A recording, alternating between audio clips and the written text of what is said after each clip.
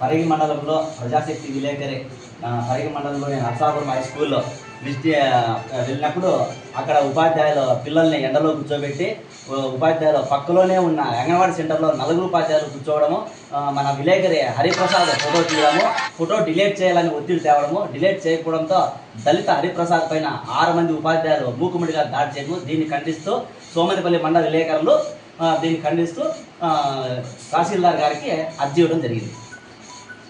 విధంగా ఖండిస్తున్నాము. పరిగి మండలంలోని ప్రజాశక్తి విలేకరుల పైన దాడిని ఖండిస్తున్నాము. ఆ ఉపాధ్యాయులపైన కూడా కఠినంగా చర్యలు తీసుకోవడం జరుగుతున్నాము. విధి నిర్వహణలో భాగంగా ఎంట్లో పిల్ల సామాన్లు కూర్చోబెట్టడం అనేది చాలా తప్పు. ఆ ఉపాధ్యాయులపైన కూడా కఠినంగా చర్యలు తీసుకొని మరో ఎంఈఓ సార్ గారు కూడా మేము మెమరాండం కూడా ఇవ్వడం జరుగుతుంది. వాళ్ళపైన చర్యలు తీసుకోకపోతే మరో ఏపీజేఎం తరఫున మేము హెచ్చరిస్తాము.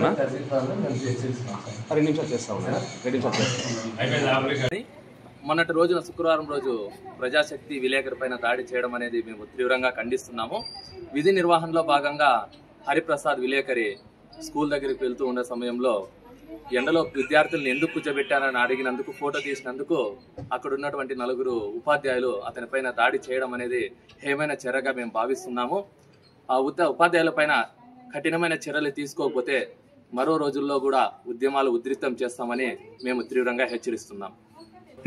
పరిగి మండలంలో పనిచేస్తున్న ప్రజాశక్తి విలేకరి హరిప్రసాద్ విధి నిర్వహణలో భాగంగా ఆ మండలంలోని నర్సాపురం హై స్కూల్ని సందర్శనకు వెళ్ళడం జరిగింది.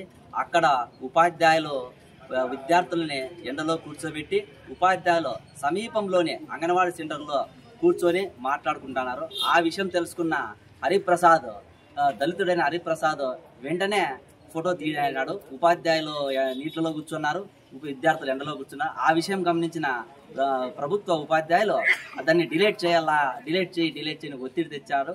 అది ఒత్తిడి చేయకపోవడంతో మూకుముడిగా దళితుడైన హరిప్రసాద్పై దాడికి దిగినారు. ఈ విషయాన్ని సోమందేపల్లి మండల తరఫున ప్రజాశక్తి తదితర విలేకరులు సంఘాల తరఫున మేము ఖండిస్తున్నాము. ఇది సమాజానికి విద్యాబుద్ధులు నేర్పి ఉపాధ్యాయుల్ని పిల్లల్ని దేశ పౌరులుగా తీర్చిదిద్దిన ఉపాధ్యాయులు విచక్షణ కోల్పోయి ఈరోజు విలేకరిపై దాడి చేయడము చాలా హేమైన చర్య.